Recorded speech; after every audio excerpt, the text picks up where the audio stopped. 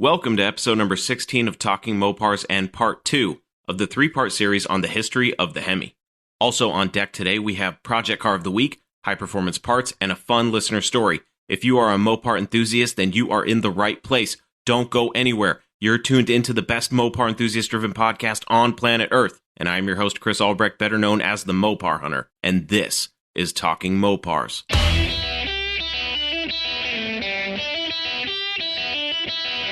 You're listening to Talking Mopars with the Mopar Hunter, your direct connection to all things Mopar.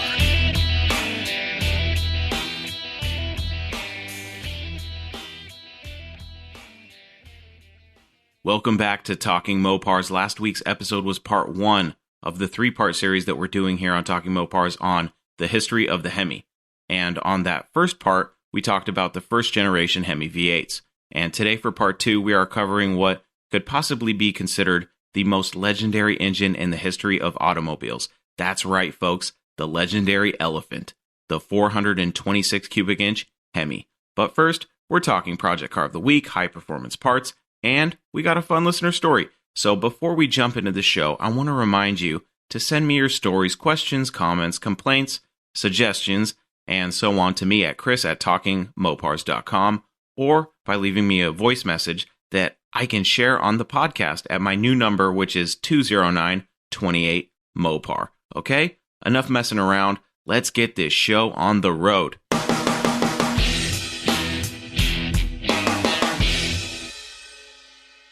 I am throwing a wrench into this week's Project Car of the Week. I feel like it would be fun to spice the segment up a little bit. So here's what we're going to do. Instead of just taking a look at one project car, or comparing 2 project cars, we're going to do something that we've never done before on this show. We're going to take 4 cars and do a comparison between all 4, deciding a winner at the end of the segment. But there is a twist. The twist is that I chose these cars in 2 different pairs. The first pair chosen were cars close in price, but not what I would necessarily consider to be cheap projects. But they're cool nonetheless. The second pair of Mopars are actually not cars that I would even consider projects, but for this exercise, they are perfect to compare the best bang for your buck scenario of, do you buy a project and invest the time and money to build the car of your dreams? Or do you buy a car that's more of a turnkey driver that you could possibly make some changes to along the way, but ultimately buy, drive, and enjoy? So here's the deal. We'll break down pair number 1, then choose a car from that first pair. We'll do the same thing with pair number 2, then the 2 from each pair will battle it out for Project Car of the Week. Now, I do realize that the car that could win might not necessarily be considered a real project car, but let's not dwell on semantics here, folks, okay? I'm going to go ahead and assume that you are like me and that you can't leave well enough alone with your vehicles. Whatever you buy, you make it your own. Ergo, whatever car or truck you buy is essentially a project in one way or another. Okay, let's get into this and see if this little experiment that we're doing here today ends up being either a total train wreck, or maybe it ends up being a fun look at 4 cool cars.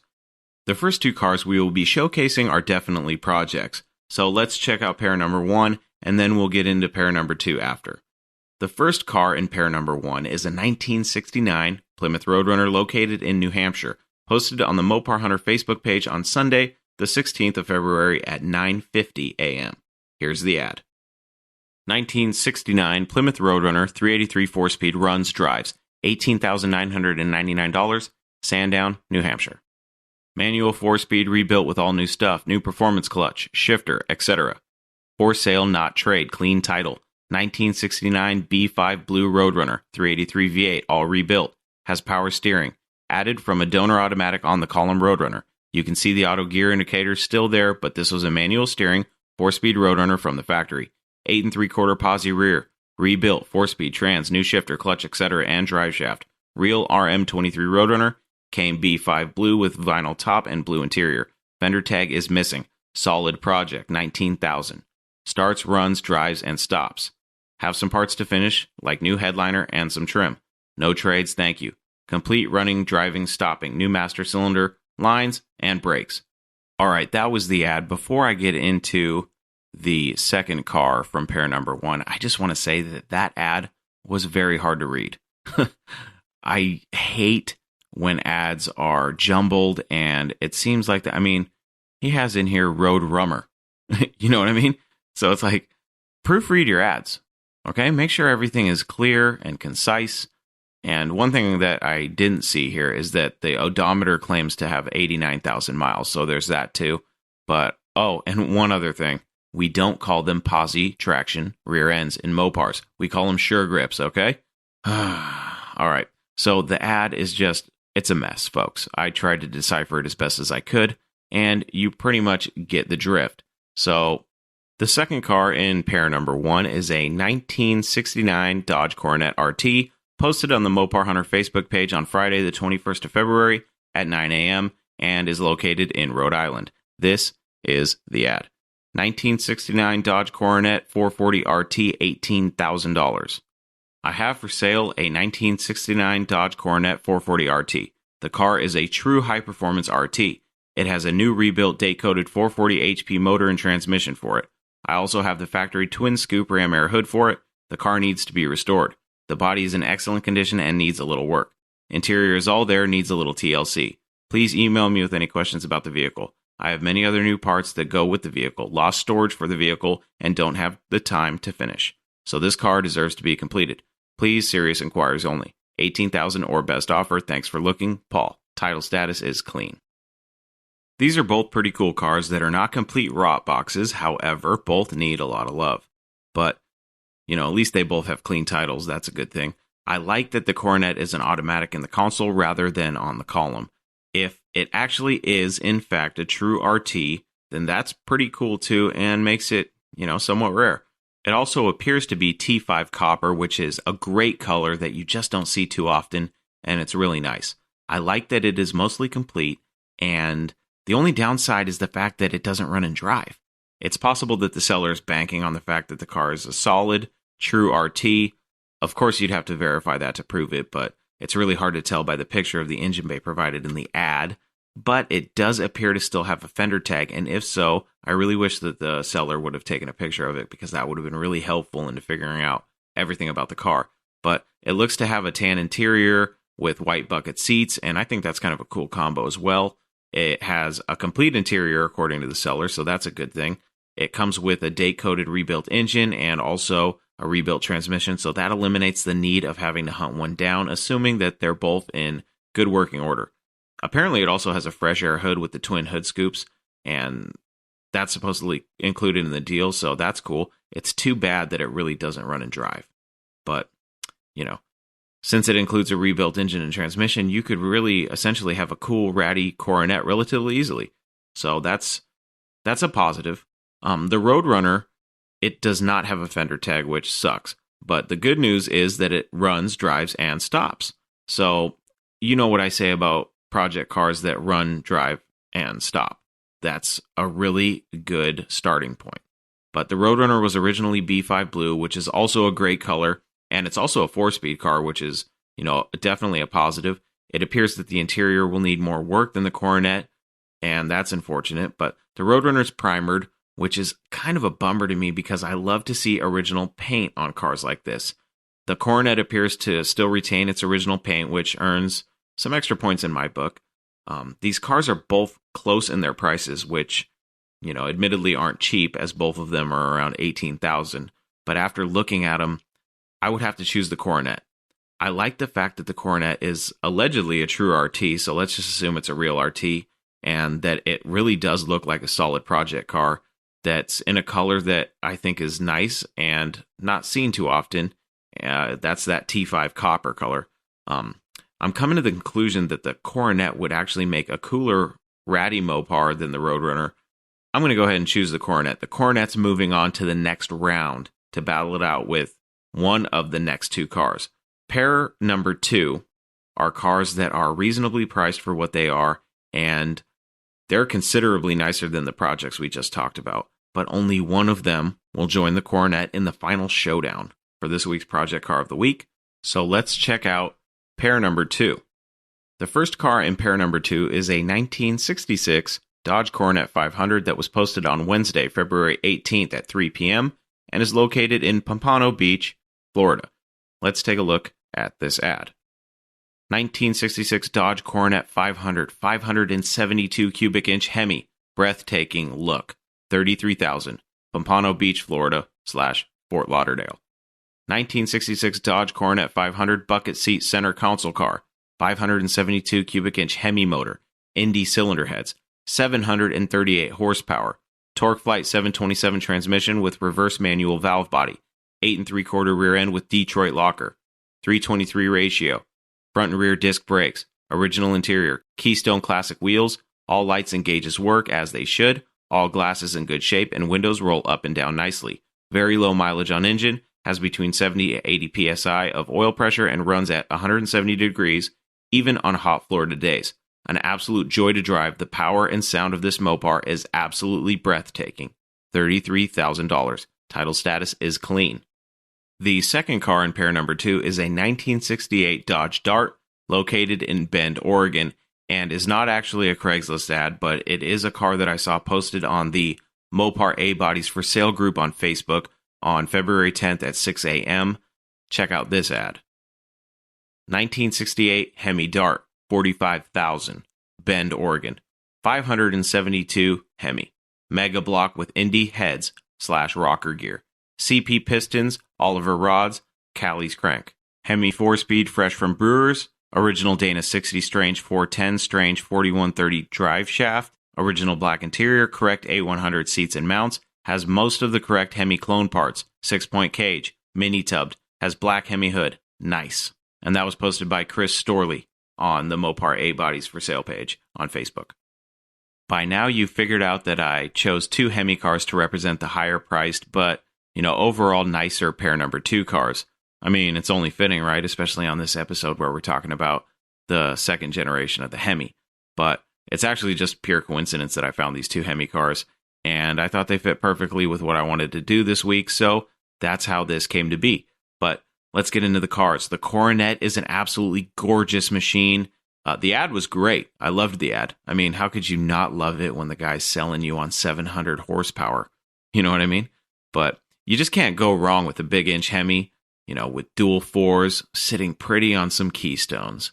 The car presents extremely well and looks like it would be an absolute joy to cruise around in. And with a claimed 738 horses under the hood, there is no doubt that this Coronet could hold its own out on the streets. The interior is super clean. It's got the beautiful black bucket seats and an automatic with a reverse manual valve body, ensuring that you'll be having some fun banging gears and burning rubber. The exterior of the car is also extremely clean. It would be really interesting to see this car in person to get a real idea of its true condition. But just based on what I see in the ad and the pictures, it looks like an amazing car for $33,000. I mean, 738 horsepower, a 572 cubic inch Hemi. What's not to like? The engine alone has to be around $30,000. So that's a huge selling point for me. And if I was in the market, just that alone would make this car definitely worth a look. You know what I mean? But then you have, on the other side of the coin, you have the 68 Hemi powered Dart. This car also has a 572 cubic inch Hemi and has been built to be a close replica of a Hurst Superstock Dart from 68, using most of the Superstock parts. The car looks absolutely stunning. It's got a roll cage in it, has a 4-speed Dana 60. It has the rear wheel wells cut out like the original Hemi Darts. It's got the Hemi hood, beautiful red paint. This thing, it's amazing for $45,000.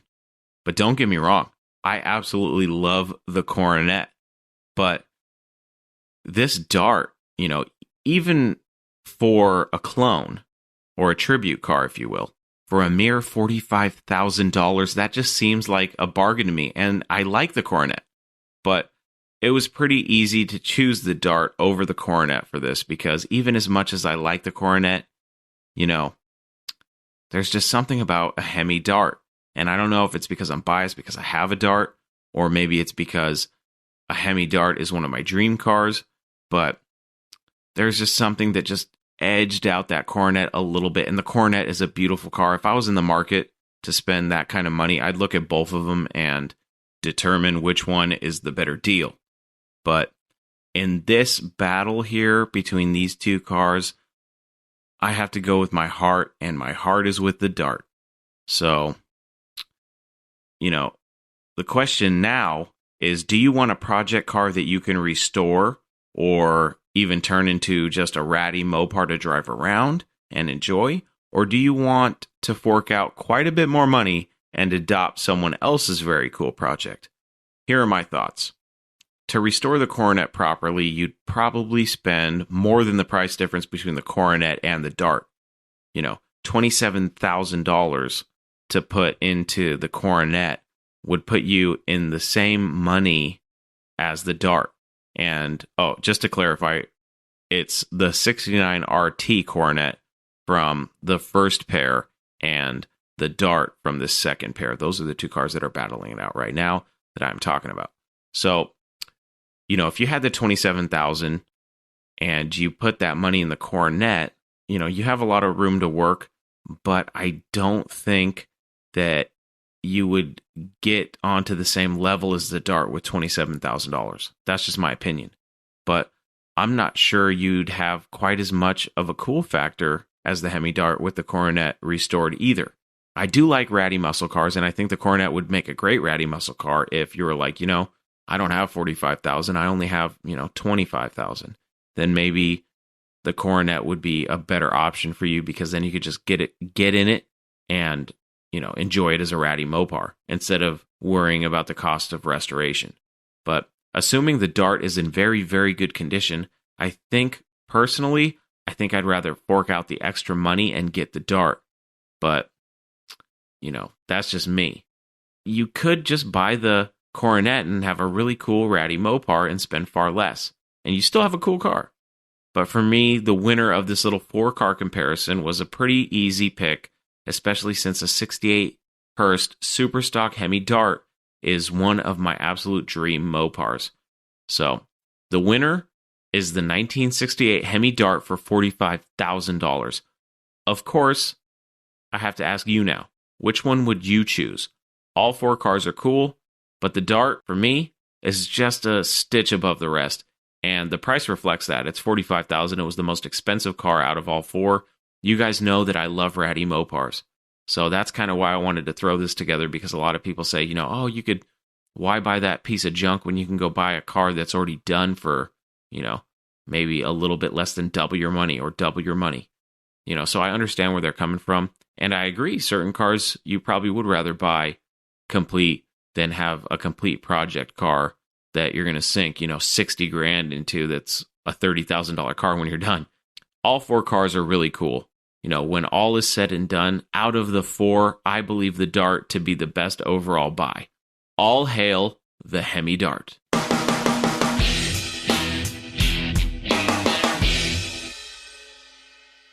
It's time once again for High Performance Parts, the segment of the show where we take a couple minutes to highlight a Mopar from TV or movie history. This week's High Performance Part belongs to the 1968 Plymouth Barracuda from the 2004 movie Highwayman. This movie is about a man who witnesses his wife's murder. This movie is about a man who witnesses his wife's murder by a hit-and-run serial killer and seeks to avenge her murder after having been sent to prison by tracking her killer across the country. The hero car in the movie is a red 1968 Plymouth Barracuda with a black superstock Hemi hood, fiberglass fenders, a Hurst pistol grip, torque thrust wheels, a suspicious front lip spoiler, and a roll cage. It also has a 426 Hemi emblem on the hood, so we can pretend it's a real 68 Hurst Hemi superstock fastback Barracuda, but in reality, the car was supposedly just a Formula S 344 speed car. Just, it's a cool car, originally, but it was converted into a Hemi Barracuda tribute car for the movie. The car is awesome. It's really cool, and from what I understand, it was one of at least 3 for the film. One of the other cars was a 318 powered stunt car with an automatic, and the last car was used as the car that is destroyed later in the movie. Spoiler alert. I heard a rumor that there were 2 hero cars, making the total 4 cars, but I really couldn't find definitive proof of that. You know how the internet is. You never know what information is actually correct unless someone does some real investigative journalism, which I didn't. But the cars parts on screen didn't end there on Highwayman. One was used in the Herbie remake, the Love Bug movie. It played a role in a demolition derby, and later in the scene, gets crushed by a monster truck. Another was used on an episode of the TV show Malcolm in the Middle as Malcolm's first car in Season 6 on Episode 9, and it was also used as a background car on Season 2, Episode 15 of Criminal Minds. So that's pretty cool. It's been around the block. There are rumblings that it was used in a PBS documentary, but I, like others, was not able to confirm that. Rumor has it that the car was purchased on eBay for $5,600 in 2007, and its current whereabouts are supposedly in the collection of a private collector in Ohio, though I couldn't confirm that. This is all the info mined from the mysterious World Wide Web, where fake news is abundant. The one thing we know is that there was a cool Barracuda used in Highwaymen, and it's found its way around various movies and television sets, and ended up being featured on the Talking Mopars segment of High Performance Parts.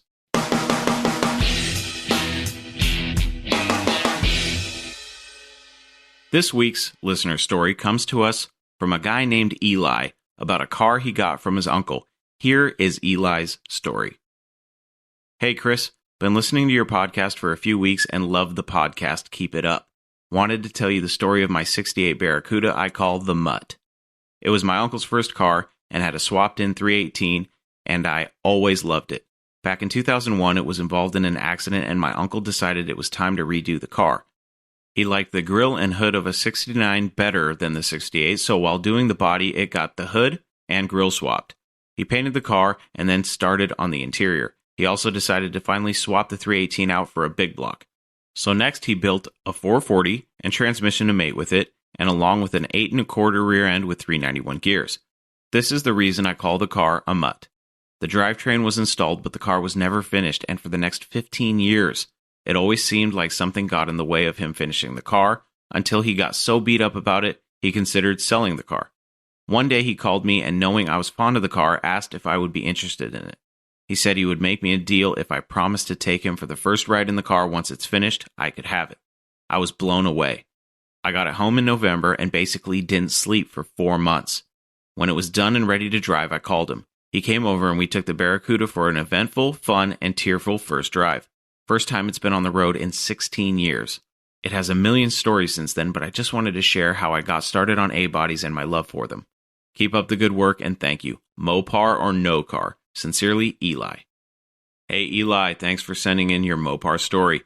I love 67 to 69 Barracudas. Fastbacks, notchbacks, I love them all.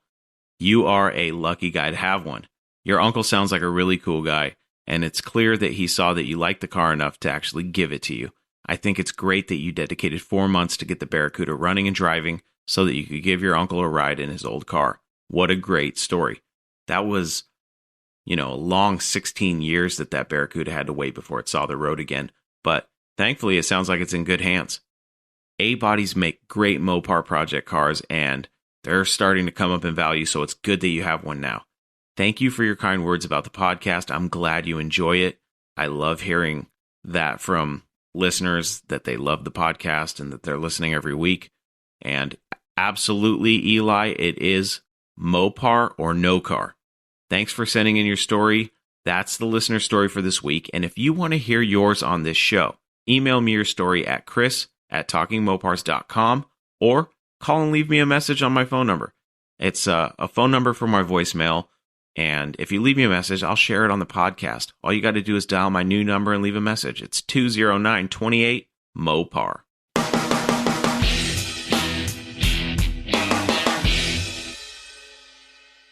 In 1964, following the footsteps of the 426 Wedge, an elephant came stomping into NASCAR.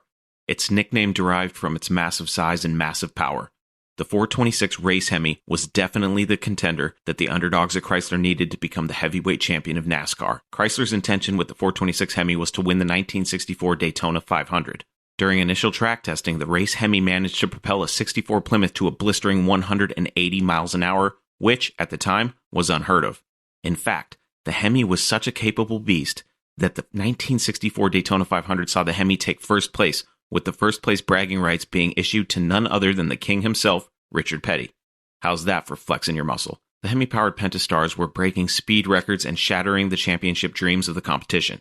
The 426 Hemi was so dominant that in 1965 NASCAR banned the Hemi since it wasn't a production engine. While Chrysler sat out the 1965 racing season, all would change in 1966 when the new street Hemi became mass-produced and available in regular passenger cars in Chrysler's lineup, making the Hemi eligible for NASCAR competition. In the 1966 model year, the Elephant would find its way under the hood of around 11,000 1966 Plymouth Belvederes, Dodge Chargers, and Dodge Coronets, sporting dual quads and a major ego. With the Hemi name trademarked by Chrysler, you could tell they meant business. The bore spacing and deck height were the big factors in crowning the Hemi at the time as the biggest engine in racing. The 426 Hemi wasn't just a force to be reckoned with in stock car racing either. The Hemi was also a dominant force on the drag strip. Once drag racers figured out how to push the new platform to its limits beyond even that of the first generation Hemi predecessors, the quarter-mile game had officially changed forever. Initially, the Hemi was intended for racing purposes and not actually for passenger car street duties. Obviously, that changed to the benefit of Mopar enthusiasts around the globe. Starting in 1966 and ending in 1971, the 426 Hemi could be found in many of the cars Chrysler had to offer. Amongst other things, the street Hemi had a lower compression ratio compared to its racing counterparts, making the street Hemi tame enough for the street, compared to the racing versions of the engine, which were cranked up for domination of the competition. To this day, the second-generation Hemi is continually being refined in drag racing applications, and its unrivaled strength and toughness under the brutal conditions that competitive drag racing brings is a testament to the engineering marvel that the second-generation based Hemi is. I mean, take for example the no-prep racing movement. Some of the top names in that form of drag racing run Hemis with power adders. Here's the kicker. Not all of the cars are actually Mopars. I can think of at least a few non-Mopar cars that run Hemis with power adders, and they are some of the fastest out there. The 426 Hemi was a menace at the drag strip, in stock car racing, and on the streets too. In some cases, it actually still is. At the end of the day, the second-generation Hemi will always be considered one of the most ego-crushing engines on the street and at the track. With a factory-rated 425 horsepower at 5,000 RPM and 490 pound-feet of torque at 4,000 RPM, the 426 Hemi was a force to be reckoned with no matter what street or track it showed up to. In the world of Mopars, the 426 Hemi is widely known as both the most coveted and collectible power plant in Chrysler history. When you watch the auction shows on TV, you see that Hemi cars are still fetching crazy prices, and rightfully so. The 426 Hemi has left its mark on the world, and in my opinion, it's got to be hands down the most famous high-performance engine in the history of automobiles. If you want to learn more about the intricacies of the second-generation Hemi, I strongly encourage you to broaden your Hemi knowledge by doing your own research.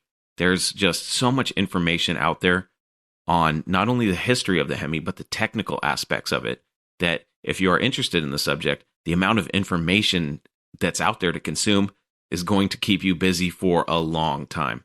Remember, folks, knowledge is power. Long live the 426 Hemi. Before we close up shop for this episode, I want to give you some homework to do until the next episode. There's a couple Hemis out there that you may have never even heard of, and they're controversial, and some people don't even believe they exist. But here's a couple Hemis that you should look up and learn a little bit about because I think they're pretty cool. One is the BS Hemi, which I know what you're thinking, but it actually stands for Ball Stud Hemi. With this new design of the Ball Stud Hemi, it was going to be mass-produced, and it was going to take care of some of the production costs and some other things that were plaguing the Hemi. But it never came to be. It never saw production. Another Hemi that you should probably look up because it's quite interesting is the dual overhead cam Hemi that was never released to battle Ford's 427 single overhead cam engine in racing, but that never happened. But it's still a cool, interesting engine to look up.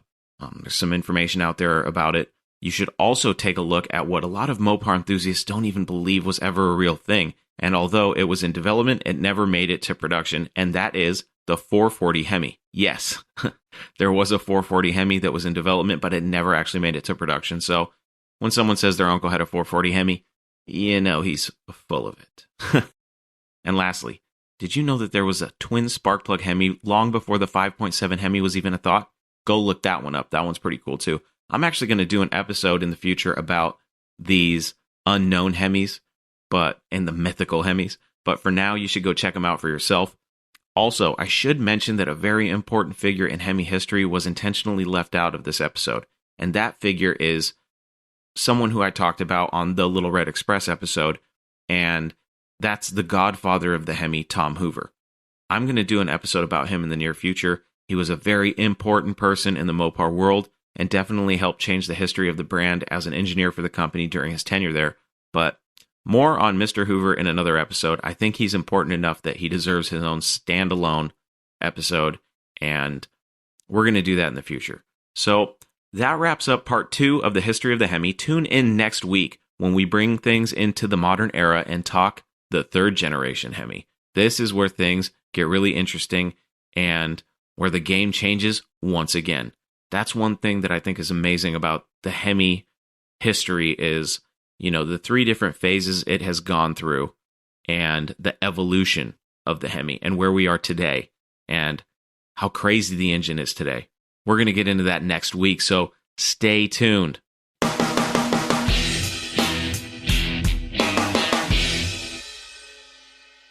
That's it for this episode of Talking Mopars. I really enjoyed our talk today, folks. It's always a good time here on Talking Mopars because that's what we do. We talk Mopars. And I'm really excited to get into part 3 of the history of the Hemi. We are still just scratching the surface with all this Mopar stuff. The way I figure it, this podcast could very well go on until I die. There's thousands of topics we could cover, hundreds of cars, hundreds of just aspects of Mopar enthusiasm that I think will be great topics for the show. And once again, I will tell you that direct connections are coming. I will start getting conversations with other people on this show. That's going to be really fun. But until then, for more information about this podcast or to listen and subscribe to the show, please visit talkingmopars.com. Also, don't forget that you can send me stories, questions, comments, complaints, suggestions, and everything else that you can come up with at chris@talkingmopars.com. Sharing the website with all of your Mopar friends is the best way to help me spread the word about this podcast. And you can also leave me a voice message that I will share on this show at my new number, which is 209-28-MOPAR. Until we talk again, I am your host, Chris Albrecht, and that was Talking Mopars.